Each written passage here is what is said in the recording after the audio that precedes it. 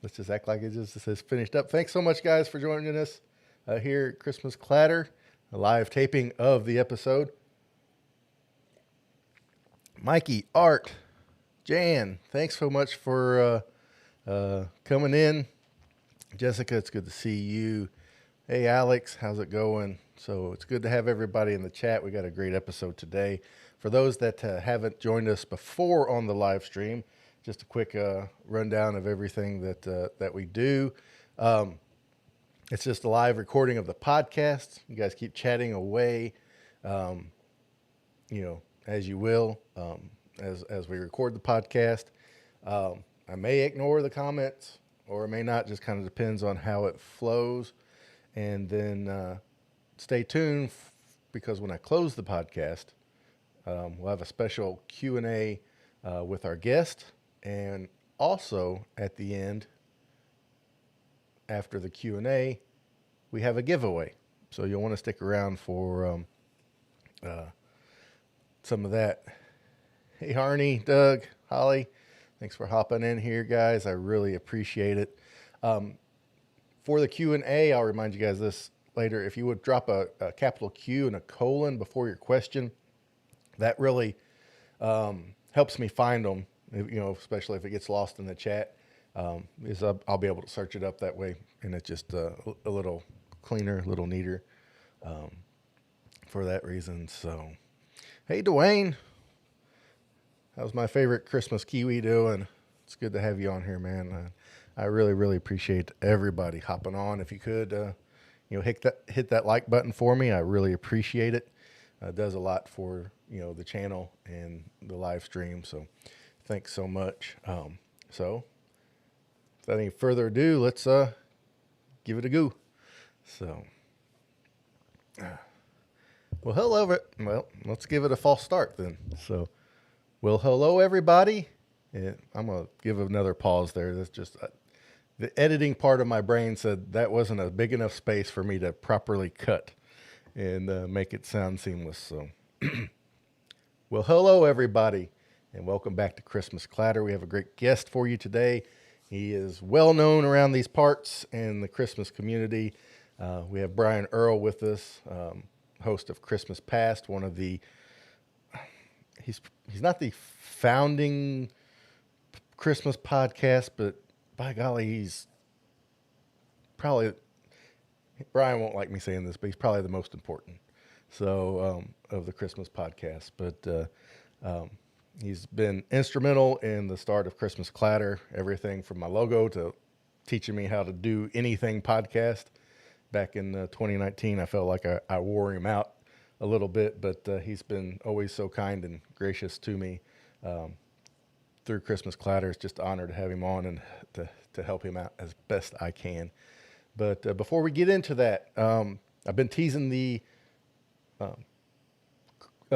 Christmas puzzle exchange. And for those that may not know, this is an exchange where you send a new Christmas or winter scene puzzle to someone randomly chosen for you to send it to. And I always encourage you to put a Christmas card and a kind note in there as well. And what'll happen is tomorrow, I'll put it all over the social media as best I can. There will be a sign-up sheet for that. And that will be up for about a week. And then I will collect all the names of everyone that signed up, put them all in a hat, not literally, but pretty close, and pull them out randomly. And then at the end of next week, send you the name and address of the person you'll be sending your Christmas puzzle to via the mail. And then I ask that everybody have theirs mailed out at least before Halloween or right at Halloween. That way it doesn't get delayed in the mail too much before the holidays. And that would, with the sign up being a week long and then me getting the names, that gives you a week and a couple days to get that done, which shouldn't be too big of a deal. So there'll be a sign up for that. And then we'll go from there. We've always had really good participation in that, and it's just something I want to keep rolling along. So that's the Christmas Clatter Christmas Puzzle Exchange. And so be looking out for that. If you're listening to this the day the episode drops on Thursday on podcast format, it's today. But for those in the live stream, it'll be tomorrow.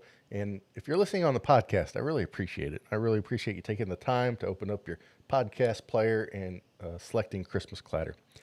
I really appreciate that so much. And want to encourage you too, if you ever get the chance to bump up over to YouTube to check us out and our live streams on Wednesday night as we record the podcast, and join the Christmas community we're building on YouTube as a place, people can gather and celebrate the holiday we all love, and just kind of give each other that little dose of Christmas joy and hope we so very much need all the time. I believe that is all for the announcements. I feel like I'm forgetting something, and if I am, I'll make an edit right here and put it in, but otherwise I believe that is it. So everybody, I just want to say welcome back to Christmas Clatter, and this is my Christmas conversation with Mr. Brian Earl. All right, Brian, I think we got you up here. Hey. So before we get rolling too much, guys, and of course I'll edit this out, just make sure me and Brian have a little small talk here. Just make sure everything sounds good. Audio, you'll be my ears. Hey, Chris, thanks for hopping in, Ken. So, Brian, how you been? Been okay. Pretty busy. I bet so. Especially this time of year. It's October, and people like you and me know that means the Christmas season's already about a month gone. Yeah. And we're running out of time, and I'm feeling that. Here. Well, it sounds great to me, guys. If there's any problems, just let me know. So, all right, Brian, we'll just get rolling with our interview. Brian, before I ask you any questions about the book and everything that Christmas Past is doing, I just want to, I can't say it enough. Thanks so much years ago for taking the interest and the time to help me get Christmas Clatter started. I would have never dreamt that it would have came this far to where we're doing, live stuff on YouTube, as far as Christmas. I kind of always wanted to start it on YouTube, but like I said, that, you were so instrumental, especially, getting me started, showing me the ropes of the technology, and then even giving me my colors and my logo that I so dearly love, I'll never change. And before we get started, I can't thank you enough for taking that time to. Oh, not at all. And you were part of that wave from, what was it, like 2018 or something, where that's when Christmas podcasts really started taking off. That's when Deck the Hallmark came along, and Tinsel Tunes, and Correct. all of these ones. And I was really, just so grateful people were reaching out to me. I was like, when I would get I don't know, something from someone like you, I was like, okay, cool. Like, A, I'm not the only one who cares about this stuff, and B, there are more people who want to do it. And if I can have any part at all in helping to just build all of this, then that's what I want to do, especially when it comes to shows like yours, where like you're doing something that no one else is doing, right? And the same thing with Tinsel Tunes, and the same thing with some of the ones that are more food-based, like the Seasons Eating, where, that's really what I was hoping to see, is someone really just carving out their own little corner. Yeah. There's a lot of, movie reviews, 3 people reviewing the latest Christmas specials. And those are all fine. But what I was like, that's scratching the surface. There's a lot of potential. I mean, Christmas is wide and deep. It's an infinite topic. And so when people were like, oh, I'm thinking of doing something, this nerdy deep dive around like this or that, I'm like, whatever I can do to help, because A, that means more stuff for me to listen to, but also that we're building this up, and look at us now. There was a time where I was trying to create on my website the definitive list of all the Christmas podcasts, because this, if you have a podcast discovery is still an issue. People look up Christmas and what used to be iTunes, now Apple Podcasts. And you wouldn't necessarily find all the Christmas podcasts. You'd find some, and then you'd find the Christmas episode of like My Dad Made a Porno, or like, all these other podcasts that aren't Christmassy, but they're important. So they get bubbled up into the feed. And so I'm going to try to help that. I'm going to try to create this list of just every Christmas podcast I can find. And then within a year, it became like untenable. They just, the explosion is just, it just kept going and going. So now we're at the point where I can't even count how many Christmas podcasts there are. It's just, it's incredible and it's awesome to see. Yeah, it really is. And I've been interviewed a handful of times just on like not about been a guest on other podcasts that weren't Christmas. Kind of starting to become that Christmas guest. Every Mhm. year, which is great. And a lot of them, if they're YouTube based or if they're podcast based, throughout the year, they're like, well, how did you choose such a niche subject that's so small? And it's like, it's not small at all, Nope. because, like you said, you can do books and books and books just on the food of the holidays, on the music Mhm. of the holidays, on the movies of the holidays, on the history of, just Santa Claus himself, much less the histories of all the other traditions, Mhm. you know. And so I think people think it's small because it's just at the end of the year, but there's just so much tied into it. And for those that don't know, Brian started Christmas Past as a to document stories of the histories of Christmas, and he was one of the early podcasts that really made an impact on a lot of people, doing it seasonally with these great, like, 15 to 20, sometimes 30-minute episodes just on like the history of the Christmas tree. I think he started off the whole podcast with like a 2 episode thing on Santa Claus or something like that. Yeah, it's a 3 episode Yeah, series. Yeah. yeah, and then and just like you know he did one episode that really stuck out in my mind was like the invention of wrapping paper, Mhm. and just kind of all kinds of stuff. And if you haven't listened to Christmas Past, I just go and mark it in your podcast player and start binging them and to get through them. And last year he was able to reach the million download mark, which is incredible, especially being a seasonal podcast. Mhm. Where you're not making episodes every week. You're making what, 15 in a year maybe, or a few more than that. So how do you go from podcast and audio format to print? Well, I think the first piece of that is, like you said, and I think it was 2020 because it was the year that my baby son was born, Uh-huh. and it was just one of the craziest years. We were in the middle of the pandemic. We had bought a house like 2 months before. I had a 2 year old. I wasn't sleeping, but I was putting out all a normal season of the podcast. And on Christmas morning, I woke up and I admit, like any other podcaster, I'm curious what my Uh-huh. download numbers are. So Christmas morning, I'm like, okay, I put out my final episode. Where am I downloads wise? And I had crossed the magic number, right? Uh-huh. I was in the millionaires club, I guess. And I was like, okay, well, now what? It Yeah. just kind of felt like I crossed a threshold. I was ready. Right. There's got to be something somewhere to go from here. What might that be? The most obvious thing was a book, for a couple reasons. It seems to be the next career move for Right. a lot of podcasters. Like, Right. once you build up an audience, you can then take that outside of the podcast world and say, I can probably, this could probably be viable as a book. And then second of all, because my show is scripted, the book was like, more than half written Yeah. already. You know what I mean? Or at least there was a lot of material to draw on Uh-huh. already. So from there, I went the traditional route. I know there's all kinds of ways to get a book out into the world now. I'm an old guy, so I wanted to do it I guess what I consider the real way, the right way. Um, and so what that meant is you come up with a book proposal, and a book proposal is this very, very detailed, like it's almost book length itself, where you're Yeah. saying exactly what this book is, describing it in the minutest details, saying why you think it ought to exist, why you think it's going to fill some kind of gap in the market, why you're the right person to write it, how you're going to market it, all that kind of stuff. And then you find an agent. And so I Mm-hmm. did.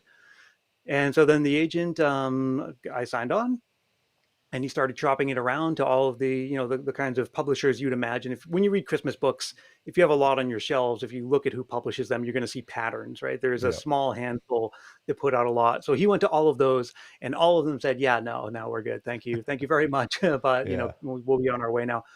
um and so after a while, it seemed like maybe it wasn't going to happen, and part of me was okay with that. Like with the podcast, what excites me about it is doing the work, Mm-hmm. doing the research, creating. Once the thing is put out there, like, I don't care about it anymore. I'm like, okay, what's next? What's Right. the next thing? And so For me, I think it was around October of last year, not too far off from this time, actually. It might have been like right around this time. Mhm.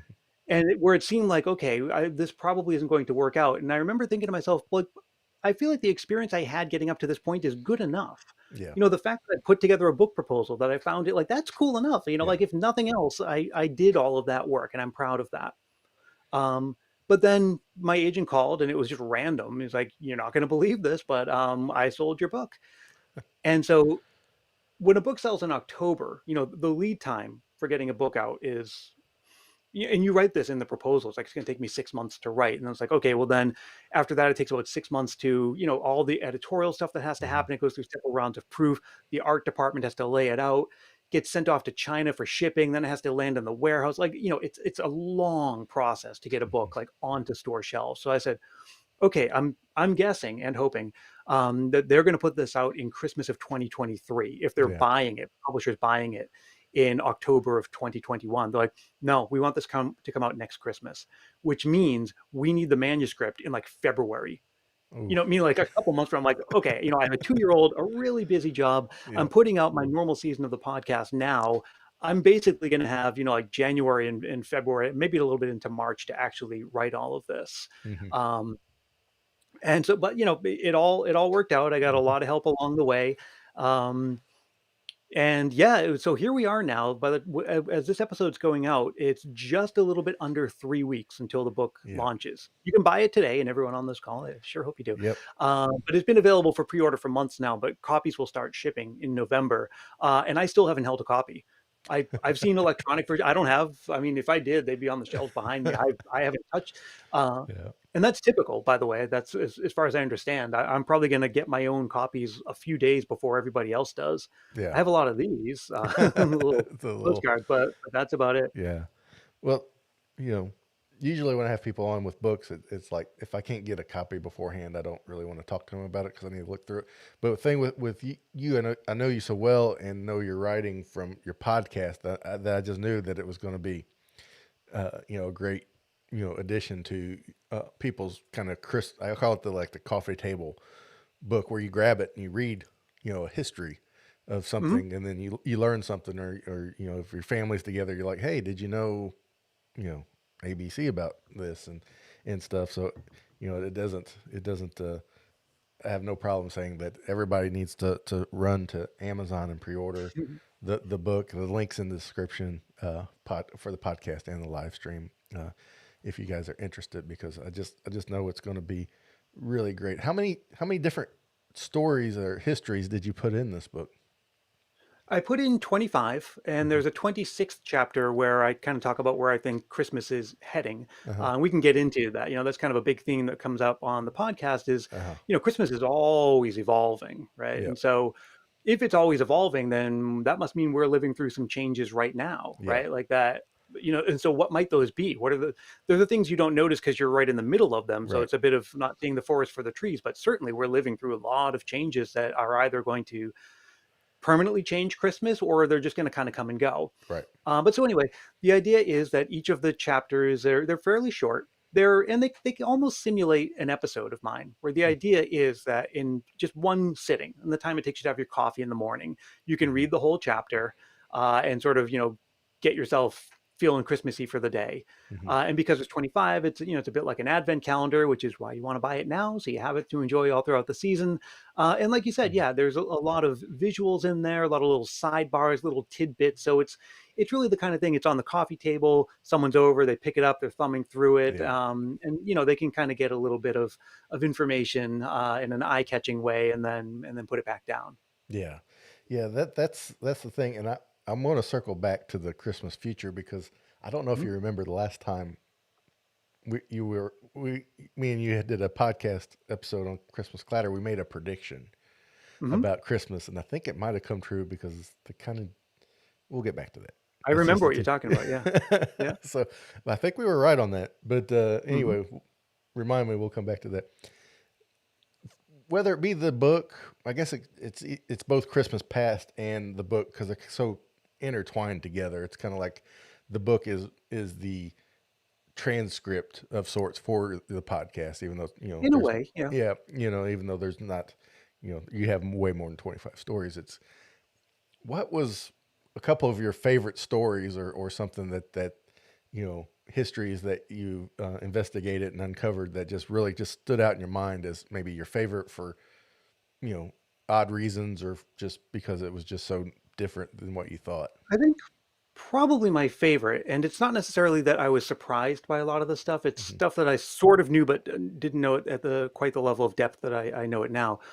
Is Santa Claus, Yeah. because Santa Claus is this kind of tradition. You think like, okay, well, he must have been around forever. Hmm. He's based on Saint Nicholas. That was a real person from the 300s. Blah blah blah. And then you realize that you know Santa Claus is really an American invention, mostly of the mid 19th century. Right. Santa Claus, as we recognize him now. But if you look through what was Santa depicted as in the mid 19th century, and there are actually early illustrated editions of The Night Before Christmas that Hmm. originally came out in a newspaper in New York, but then Houghton Mifflin put out an illustrated edition. And remember, in that poem, he rides a miniature sleigh with eight Right. tiny reindeer. He has a little round, like he's an elf. Oh yeah. And if you look at some of the early illustrations, he doesn't look human, right? He has Hmm. pointy ears, he has a nose, and even today, you still sometimes see Santas like that. And then, through the work of Thomas Nast and some other illustrators around that time, it wasn't just Haddon Sundblom from Coca-Cola. Norman Rockwell was also doing images of Santa Claus for the Saturday Evening Post Hmm. that kind of brought him into his final iteration, the Yeah. one that we all recognize as Santa today, which is, he's not elfin or witch-like or doesn't have magical, not necessarily like have, magical powers. He's just like a guy. He's like a Hmm. 6-foot adult human guy who looks like your grandfather who just happens to live at the North Pole. Well, all of that really wasn't solidified until about the 1930s. Yeah. So it's about 90 years ago, which Hmm. means there are people alive today who are older than your understanding of Santa Claus. Yeah. I mean, really and truly, like there are people Oh who yeah. were born, like, their first few Christmases, Santa didn't look the way that we think of Hmm. Santa right now. Um, and the reason I really love that story is, number one, because that's really surprising, or it's an interesting context to put it in. Yeah. And number two, it also shines a light on another huge theme that comes up again and again on Christmas Past and in the book, is that Christmas is way newer than you think it is. Yeah. For a holiday that's based on this millennia old religious story and has all kinds of ancient traditions built into it, the way that we celebrate it today is just maybe 5 or 6 generations old, Hmm. probably more like 4 or 5 Yeah. generations. When you think that Christmas wasn't even a national holiday in America until 1870. That's Yes. almost 100 years after we signed the Declaration of Independence. Hmm. And Christmas trees didn't start showing up in people's houses until the late 19th century, and they weren't even all that common until the very late 19th century. Yeah. And part of that is, in the old days, if you had a Christmas tree, it's because you went out into the forest and chopped one down. They Hmm. couldn't really reach ubiquity until they were a commercial crop, right? Right. So when you put it into that context and think like, okay, it was probably someone my age, like my great grandparents or my great great grandparents, who were among the first Americans to have a Christmas tree. Hmm. Like it's that new. It's like I have pictures of those people, right? You know Yeah. what I mean? It's like it's not ancient history. It's very recent history. Right. And then then the people that did have the Christmas tree, they would decorate it with actual candles on there, and then they would Yeah. go up in flames. So that that was kind of one of those things. And so really until electric lights came on to put on there, a lot of people didn't do it just to keep their house from burning down.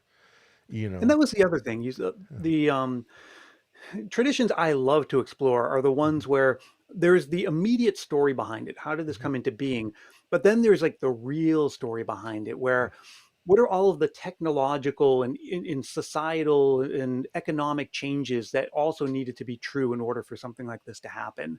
Um, and there are things that are obvious, like electricity. Christmas Hmm. wouldn't be what it is today if we didn't have electricity. Right. But then there's other things you probably don't think about, like refrigeration.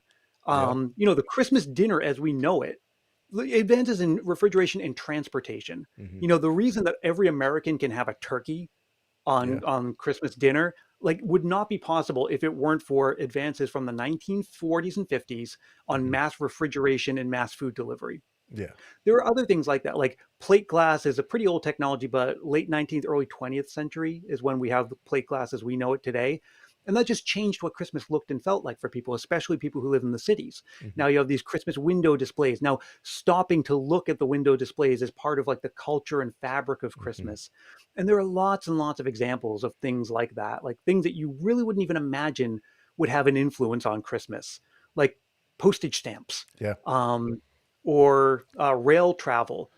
All of these Hmm. little hidden things that I love, those are my favorite ones to explore because those are the most Hmm. surprising even to me. Even as I've been doing this for 7 years now and I feel like I know a lot, there's always this little rock you turn over and like, I never would have thought that there's a connection between this and Christmas, but there is.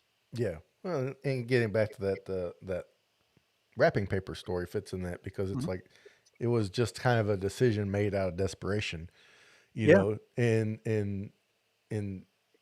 before everybody wanted the paper with the print on it, instead of just the plain, paper that they had been using before, and things, just paper itself, and the printing press to be able to, people to actually print cards or Hmm. uh, print the stories. And we had Pamela on the call on last week, who wrote the big, uh, wonderful book about the bicentennial of "'Twas the Night Before Christmas." And we talked a little bit about how that poem um, maybe influenced Dickens to, in his Christmas Carol, as far as shaping what Christmas, you know Hmm. uh, is today. Because you're right, Christmas has been around a while, but our understanding of it is very, very new, especially in the scope of history. When you're talking, Mm. 100 and 200, well, if you say 1818 Silent Night, is kind of the beginning of the modern Christmas.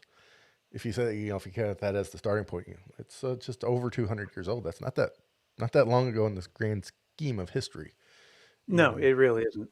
And so it is exciting, to see, how this holiday is just evolved so quickly. And I'm sure, you know, a lot of holidays do, but it seems like we have this one just for some reason just gets ingrained, in people, and keeping those stories alive. I titled this episode "Christmas Past for Christmas Future" because a lot of times, those histories need to be kept just so we know why.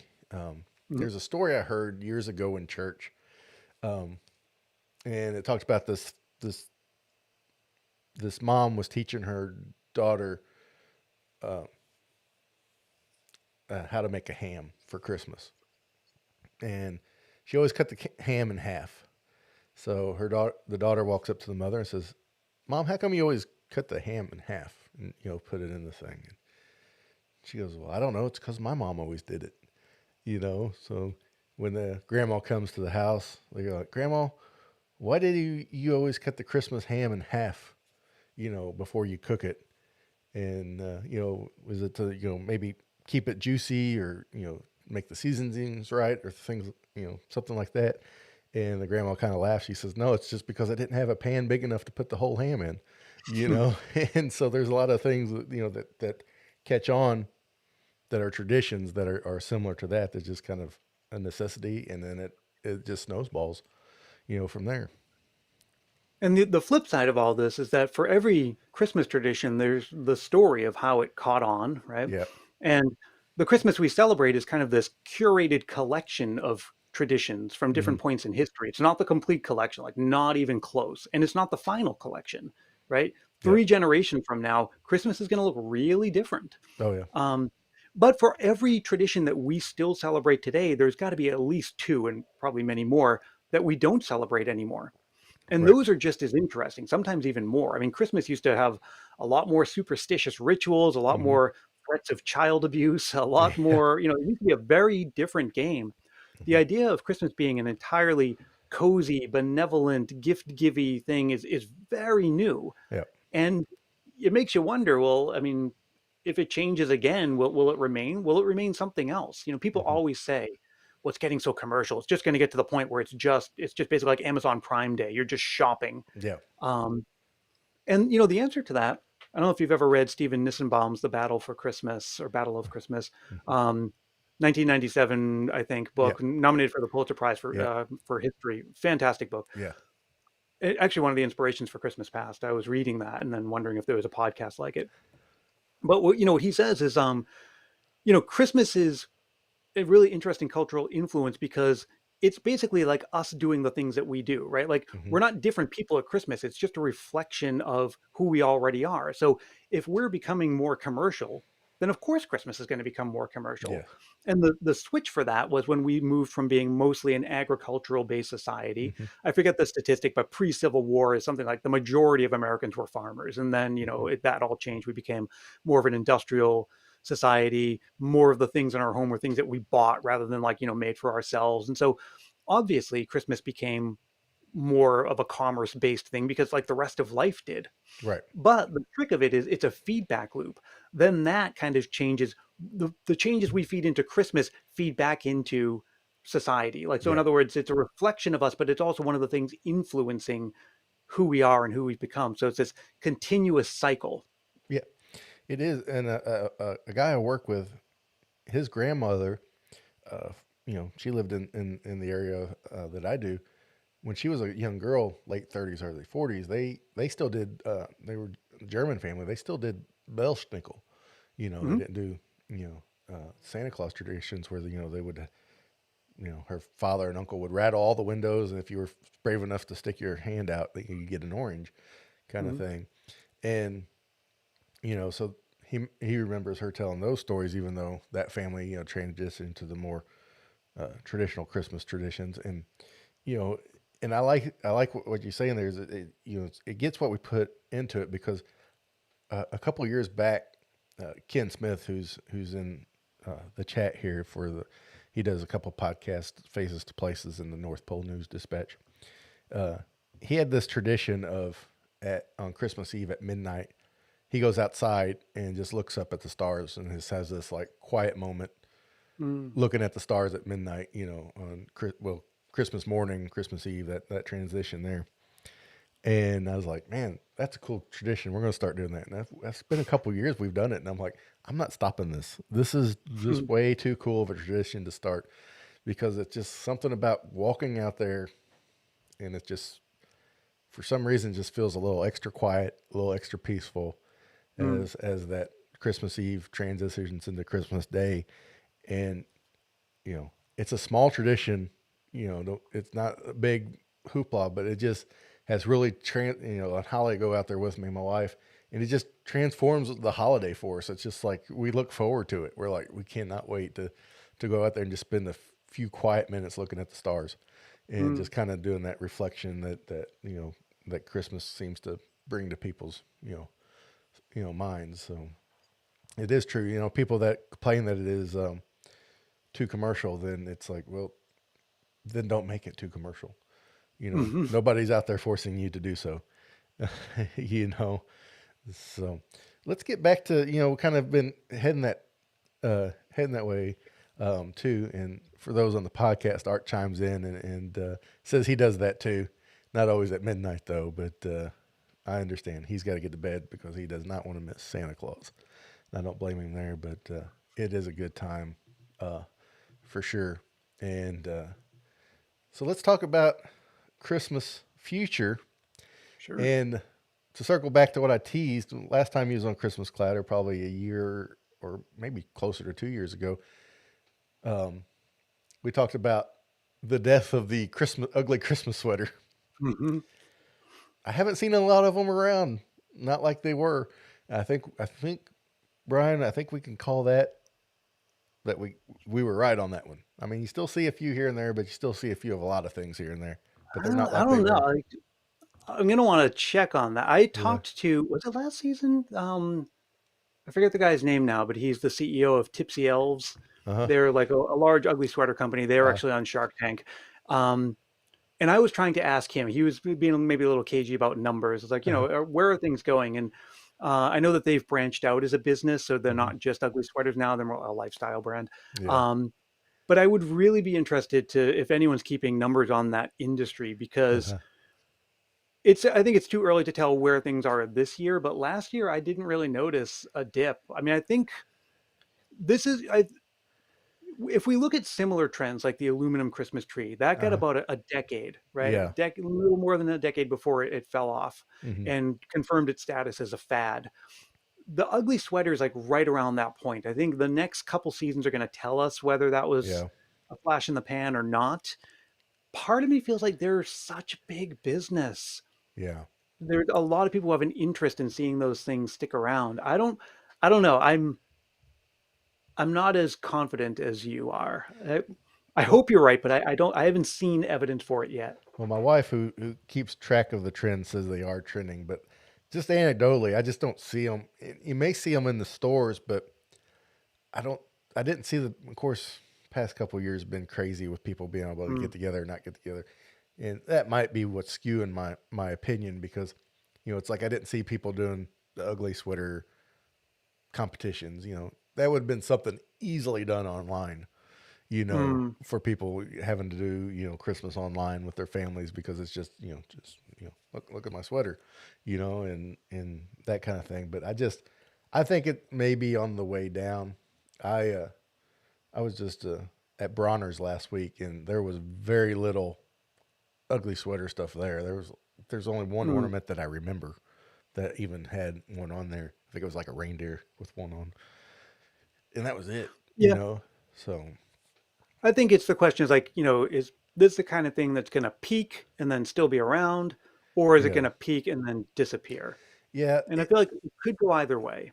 I could see it, peaking and then sticking around kind of as that novelty thing where you put a few out there because someone's gonna have some kind of party where they're gonna want to wear something, you know, Mhm.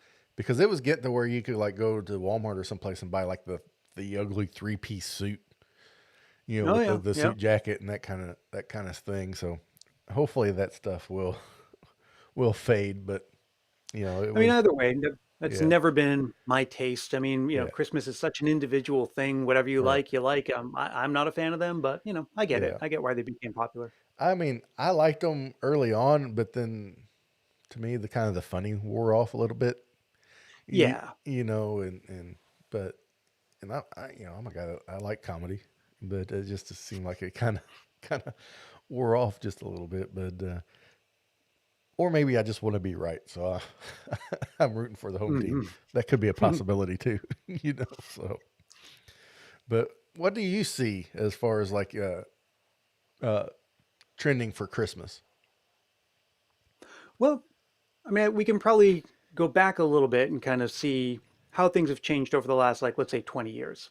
I mean, obviously, and it's the kind of thing like you realize in retrospect, no one goes to the store anymore, right? Hmm. Shopping is totally online. We take it for granted nowadays, but that's huge. Like that Yeah. is a huge change. Remember, as I do, you'd have to go to the shopping mall. You'd have to Hmm. like carve out time in your weekends or your nights, and there was this harried rush of stuff. And it's the kind of, it's the stuff of comedy and movies of like the poor dad running around, Hmm. like that's gone. That has Right. been largely, if that's what you want, taken away from Christmas. Yeah. I will say last year and the year before with the pandemic, I wanted to support a lot of my local businesses. And so I Hmm. actually did as best I could go to in-person stores. Hmm.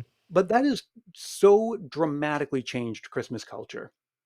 For better or worse, you tell me, but it's true Right. that it has changed.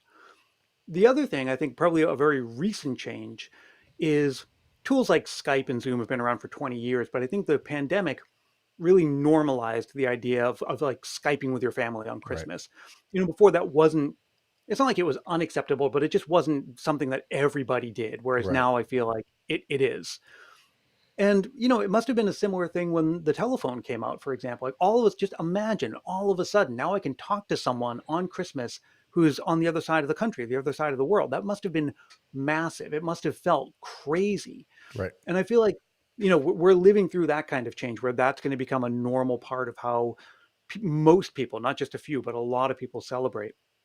Mhm. Then you start to think of some of the trends, like you were talking, like the ugly sweater, things that are, very dramatically changing what Christmas looks like, Yeah. right? And you go on social, you go to a party, you go anywhere, and you see these ugly sweaters, and it really has an effect on your perception of Christmas. And the question then becomes: is this forever, or just a little bit of a trend? Um, and I'm trying to think of another example. like that. I'm totally blanking. I had Yeah. one ready to, Well, so like I'll yeah, switch like gears. retro Christmas decorations are, a big trend right now. Yeah, So yeah, yeah. But I think we're also seeing changes in the culture around Christmas, mhm. and in ways large and small. Like for example, over the last couple of years, there've been pretty vocal group of people who are calling out songs like "Baby It's Cold Outside." They say, Mhm. well, those lyrics aren't really in step with modern attitudes. There's also a large change in attitudes around. And I read a survey recently where something like 37% of Americans really truly believe that there's some kind of war on Christmas. Yeah. And regardless of where you fall on that, whether you believe it or not, the truth, like the fact is, that's a trend. Yeah. More and more people believe that, and like it's having an effect on, Christmas is now, not that it wasn't politicized before, but Mhm. there's that extra layer to it. Mhm. Um, and then the Pew Research Center did a large study, I think it was about 5 years ago, asking people about Christmas as they celebrate it today versus when they did as children. Mhm. And there were some findings that probably wouldn't surprise many of us, like, that a lot of the adults said they're not going to go to church as part of Christmas, even though they did growing up. Mhm. Um, some of them went caroling as children, but they're not going to as adults. I mean, those things they're not surprising, but it's just interesting to see them confirm that, caroling is kind of on its way out. Yeah. I wouldn't say church service on Christmas on their way out, but they're Mhm. gradually declining. But some of the really surprising ones were fewer Americans actually put up a Christmas tree. It was like a double digit decrease Oh, mercy. from say the 70s or 80s to now, Mhm. which is really surprising to me. Yeah. So Well, those are some. Oh, go ahead, please. yeah, I remember just a few years back, I have some cousins that live in Colorado, and they were telling a story about how their youngest daughter was like, "Hey, can we decorate for Christmas this year?" I'm like thinking, you guys aren't decorating for Christmas, even though they celebrate it. They're like, I don't know. I'm like, really?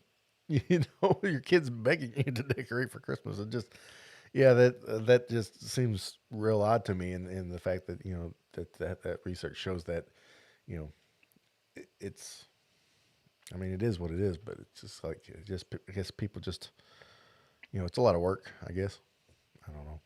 Yeah, and I think probably one of the most pervasive trends we're living through now, and it'll be really interesting to see how this affects us long term, is we're in a golden age of made for television Christmas romance Right. movies.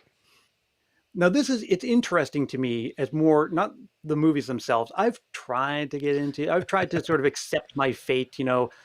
I'm in this Christmas culture, Right. realm, and these Hallmark and now the Great American Family and like basically everybody Hmm. trying to get in on this formula of these sort of like conspicuously wholesome kind of Christmas romance movies.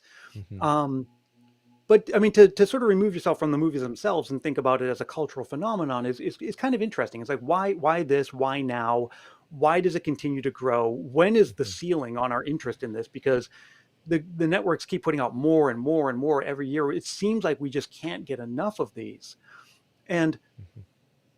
you think of like when rail travel became common in the 19th century, Christmas was rebranded all of a sudden. I mean, the average person is obviously before cars. Right. You didn't go anywhere for Christmas. If you Right. saw a family, it was only because they lived like within walking distance or a Oh yeah. short ride. When you could travel for Christmas, or if you lived in the city and you could get deliveries of things from the farms, like Christmas changed like crazy, like Yeah. just instantly and dramatically. And the stories that were published, the short stories, were all about things like that. Homecomings, like As the Yule Log Burns, which I actually read and narrated, or no, actually, Ricky Meese narrated that on my Hmm. podcast, is the story of this grand homecoming. And a lot of stuff from the 19th century reflected that. And then you look at, some of this, I don't know, the Christmas stories that we grew up with in the 70s or 80s, a lot of them just reflect the time, just stuff going Hmm. on. Like, is Christmas becoming too commercial? Are kids too obsessed with like gizmos and gadgets? I Right. remember like a lot of those kinds of like TV specials from the 80s. And so then we get into the 2000s and it's like, all right, cheesy romances for everybody, like Hmm. just more than you could even handle. There are more that come out during the season than you could possibly even watch. Hmm. And this isn't a criticism of them at all, but like they're throwaway. Like these aren't classics. You're not going to watch Yeah. this again next year. None of these is going to be the next It's a Wonderful Life.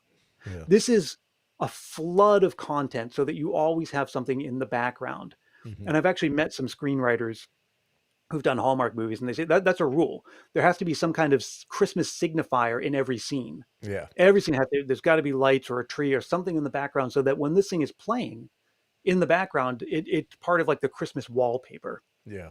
Um, but I really wonder, when, why is this happening, right? Mm-hmm. Like, why do we want these kinds of movies? Why do we want so many of them? Why is everyone trying to get in on it? And when is it going to go away, or is it going to? Mm-hmm. Are we living through the time where these are the kinds of stories we most associate with Christmas? And this is the way that we want them told? Because there's lots of ways to tell a romance story, right? And there's lots of ways to do a Christmas romance. We want this particular formula Mm-hmm. of, they're not quite rom-coms. And again, like they're very chaste, very conspicuously wholesome. Without saying it, they're a little on the conservative side of Christmas, or a lot of like preserving traditions and small town Christmases Yeah. and things like that. But, again, they're not overt about that. It's kind of, more suggested. But it's exerting such a strong influence. Like if you look, go into Google News and just type Christmas, Mm-hmm. all the hits are about like who's starring in this year's Christmas movies. Like most of the media produced about Christmas every year is about these movies. Yeah. And so that to me is what I find the most interesting, whether I like the movies or not, which I don't really love them all that much. I find it fascinating that we're in this just I don't know if you want to call it a golden age, Yeah. but an age where there are just a lot of these movies. And what does Right. that mean for what Christmas feels like to us? Yeah. That's an interesting. That's something I'm going to dive in a little bit deeper, I think. And you just brought it to my attention. It's like, why are they so popular? Because early on in the podcast of Christmas Clatter, I answered, I said that Hallmark movies were, vanilla ice cream, you know, Mm-hmm. because that's by far and away the most popular flavor of ice cream as far as sales, but it's like the most boring too. And then, and the reason it's popular is because you can do whatever you want to with it. If you want to throw candy on it, Mm-hmm. you can. If you want to throw syrup on it, you can. If you want to eat it plain, you can. And people do that. But the deeper societal question of why they're so popular, that's something I'm going to be thinking about and doing something on, because that it is true. Is that, there's a whole, my oldest kid's 19, and Mm-hmm. you know, I'm not sure when Hallmark started, you know, playing I got a movies. garage door open. Sorry. I don't know That's if you can fine. hear No, that. that's fine. And but she probably doesn't really remember Christmas without wall to wall Hallmark on TV Mhm. anytime you want, you know. And I know my youngest two don't for sure. So, but yeah, I'm not sure if that's coming from me. I hear a little bit of an echo, but I guess it's gone just a little bit of interference there. I'll edit that part out of the podcast. So I'm gonna give it just a little bit of silence here, just so I know where that's at. All right, and um, so that is an interesting question. So I really like your thoughts on what you're thinking, how Christmas is moving and shaking. How about for Christmas past? You said once you do something, you like to be like, well, it's done and move forward. Well, Mhm. you have a very successful podcast. You have a book that I just know is going to be very successful for you. So, what's your plans for Christmas past? Um, I honestly don't know. I mean, I was worried that, you put the book out and then, do you guys want to meet Baby Dash, by the Oh, way? sure, absolutely. Sure. Okay. Hold on. This was not planned at all, but Hey, since that's he's here, okay. okay, come on, pal. You want to be, come on, pal. You can come over. Can you hear? Okay. Yeah. Well, okay. Hang on. Come on in, pal. Hey, buddy. Did you have a good walk? Oh, you want to say hi to Uncle Todd? Hey, Hey. Dash. Is he in the Hey, shot? Oh, no, over other this. direction. There you go. Hey, There you go. Dash. Hey, Dash. Okay, Oh, pal. good job. Off you go. Off you go, Baby Dash. He's a cutie. He's just getting back from his walk. Ah, yeah. Uh, did well there with that No, one. I mean, I was worried that the book comes, you reach the download threshold, you Hmm. write the book, and then I'm worried that like that's it, right? Then Hmm. there's nowhere else to go after this, and Right. there's always another book, there's always something else. But I'm always, I'm going to keep doing the podcast, Right. but there's always got to be like the next thing and the next thing. Yeah. The cool thing is with this book, it's opened up a pretty nice amount of opportunities for me. I'm going to Mhm. be doing some talks here in the Bay Area. Oh, There's nice. a museum called the Ainsley House that has it's like a historical house museum Yeah. where I'm going to be doing a talk there. I'm going to be doing a library talk in Stoughton, Massachusetts, where I'm from.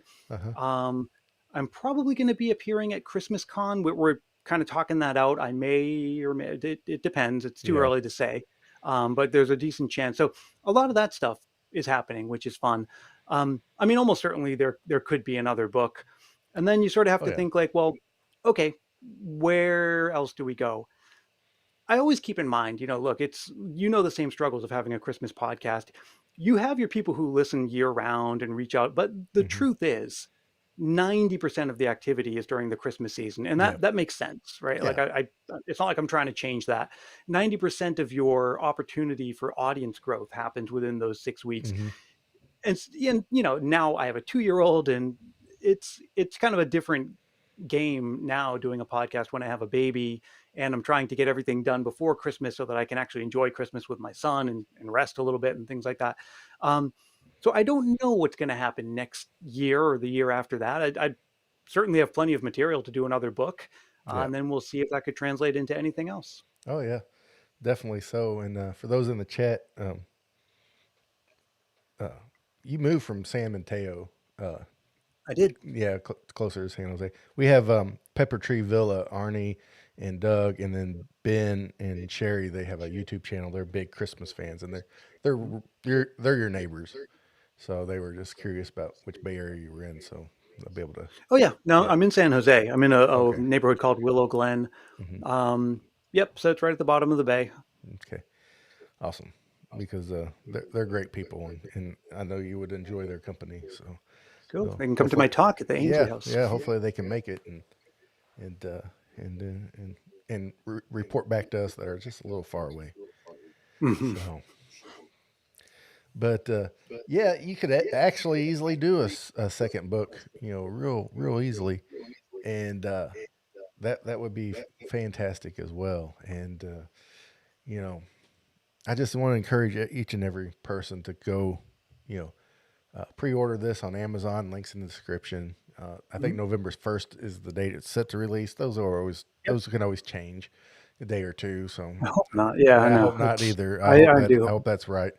And and support Brian. He's always putting out top notch content and always doing things you very very well. And for those on the listening to the podcast, just want to encourage you guys again, maybe to pop on over to the live stream when you're available, because once we end the episode here for you guys, there will be a special Q&A with Brian for those that are in the chat. So Mhm. I just want to encourage you guys to do that. I also want to remind everybody about my Christmas planner um, that I put out this year. It's still available on Amazon. It's christmasclatter.live/planner. It's like $9 on Amazon. Get your holidays in order, and that way you can take the stress of the holidays out of your mind and put it on paper. It's just a benefit for life in general. Even the holidays, or whether it be winter break or goals in your life or whatever it is. So, um, Brian, let everybody know where they can find you and Christmas Past. Yeah, probably the best place to go is christmaspastpodcast.com. That's where you'll find links to all my socials and all the places you can find me. You can find the podcast wherever you find podcasts, and you can find the book wherever you find books. All those links will be in the description, so everybody will be a tap away from Brian. Man, thanks so much for joining me here on Christmas Clatter.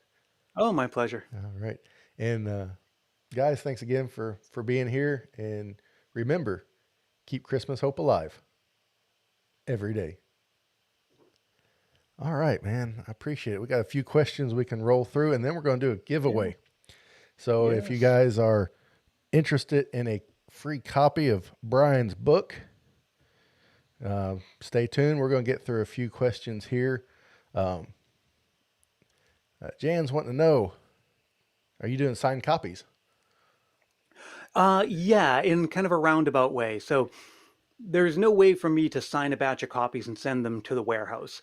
So my publicist is sending me some book plates that, I can sign and then send to people, and you can then stick it on the inside of the book. It's the best I can do unless you meet me. Mm-hmm. Some people have reached out and said, "Oh, can I ship my copy of my book to you and then send it?" And I'm like, "You can, but I would hate to see you do that. I mean, that's expensive." And um, yeah, so I mean, the best way to get a signed copy is like to meet me and let me sign it for you. Second best way would be to reach out to me and let me sign a book plate and send it to you. Yeah, okay.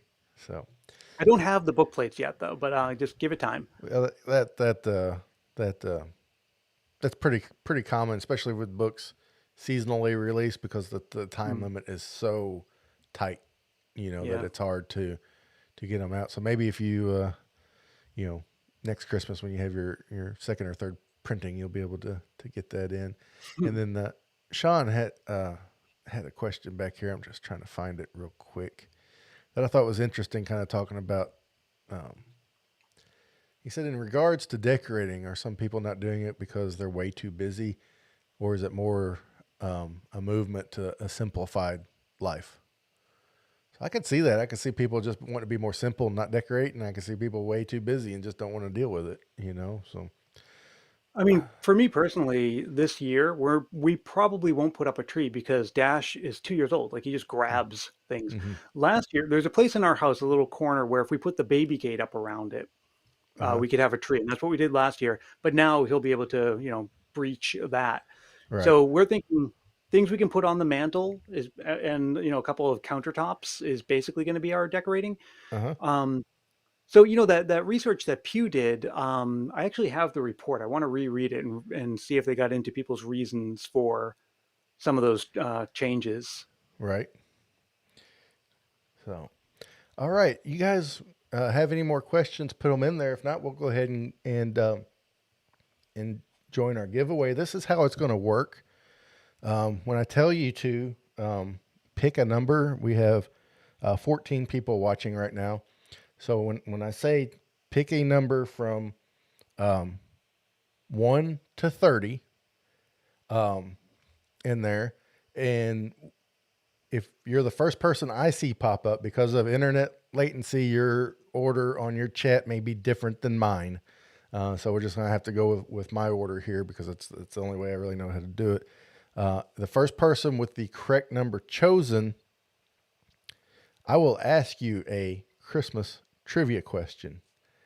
And if you get it right, then I move on to Brian. And I will ask Brian a trivia Christmas question. And if he gets it right, then you win a book. So both of you have to get the question right. So right now, begin to pick your number between 1 and 30.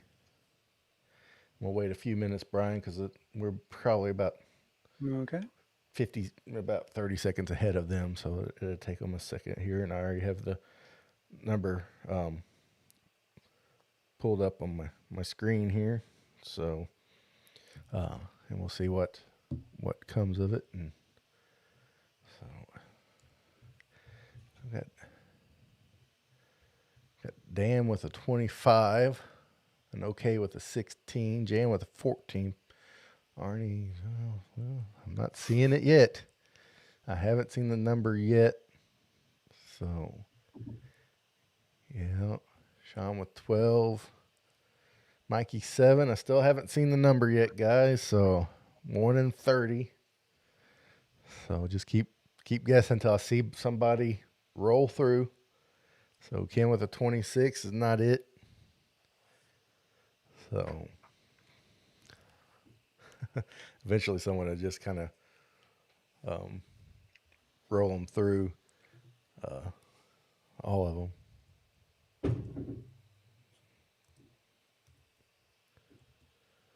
So I still haven't seen it, guys. A few of you are hitting a little closer, but hadn't seen it yet. 1 in 30.